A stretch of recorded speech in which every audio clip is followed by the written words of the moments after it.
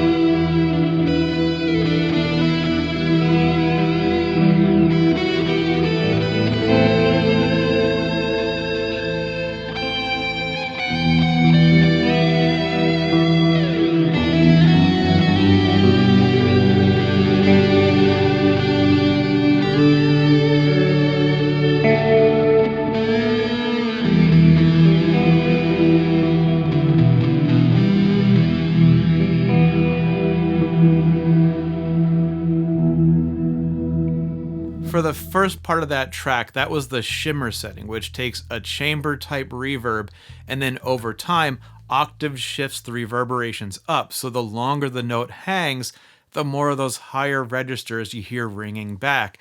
There's also definitely parts in there where the guitar sounds dissonant or out of tune, and I assure you the guitar was very much in tune. It's just an effect of the pitch shifting and the resonance, and at first I found it kind of annoying because I know people are going to watch this and think, why should I listen to anything he has to say? He can't even keep his guitar in tune. But I came to kind of enjoy the character and tension that it added. I also brought in a Voodoo Lab tremolo on that just because I wanted a little bit of a sub pulse, I guess you could say.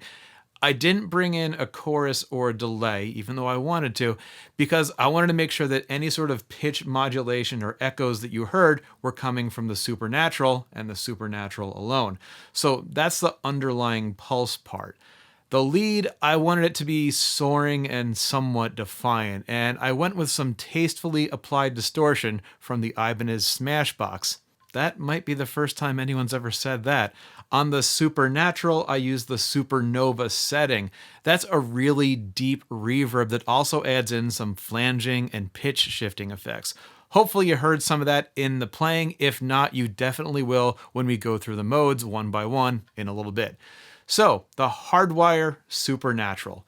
What we have here is a reverb pedal developed specifically for creating rich ambient soundscapes.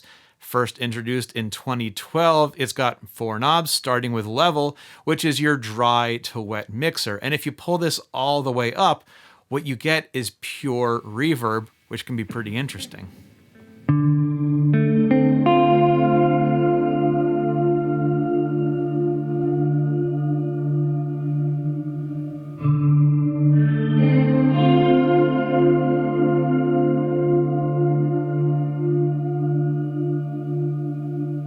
Liveliness lets you control the high frequencies in the reverberations to keep them from getting too trebly, and then decay is the amount of time the reverberation will hang around. And it gets deep, but it doesn't get into self-oscillation territory, which you might see as a good thing or a bad thing. I think it's a good thing. Then there's this knob all the way on the right, which gives us 7 different modes to try out. Let's go through them all. First, there's a standard plate reverb.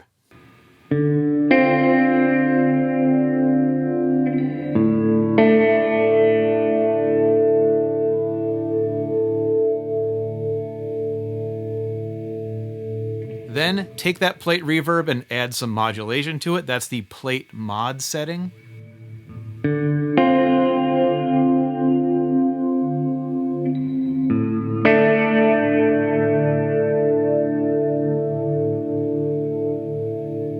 Shimmer is an ethereal reverb with cascading octave shifts. That's what you heard in the opening demo, and it sounds like this.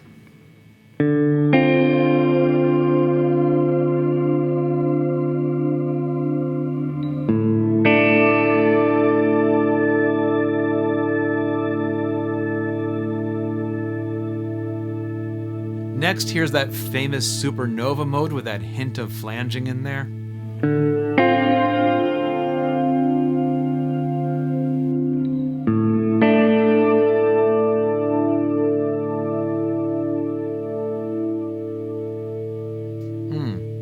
Then there's the shine setting, which is shimmer from 2 settings ago, but with a chorus effect added in.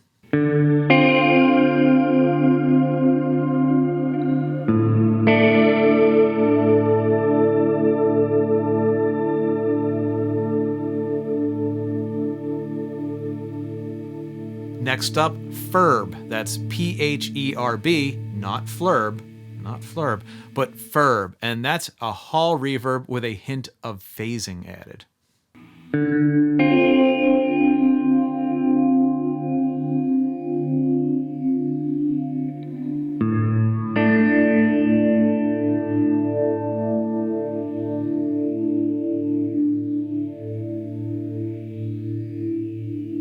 The last setting on the dial is surprisingly not a bonkers modulated reverse tremolo thingy. It's just a really good spring reverb.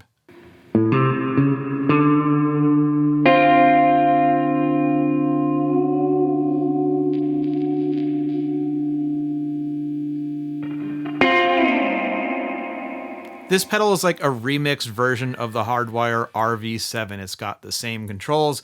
Both have a plate and a spring setting and some sort of modulation, but the RV-7 and most other reverbs of the time were there to give your instrument a little bit of added space. It helps fill in the gaps and adds a sense of immersion, something to sweeten the overall sound. The supernatural, and you can barely read it here because this pedal has apparently seen some things, but it's an ambient verb. And I see it like an effect all by itself. It's part of the song, like when you kick in a flanger or a wah pedal or a rhythmic delay. Now, I'm not much of an ambient music kind of guy, but I have to admit, it's been a lot of fun tossing sounds out there and hearing them spiral and bloom with this pedal.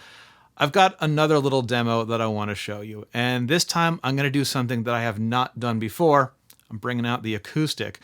Partially because I wanted to see if it would work, and it ended up being beautiful in a haunting kind of way, but also because I cut my finger like an idiot and I'm trying to avoid bending it too much. So, enjoy.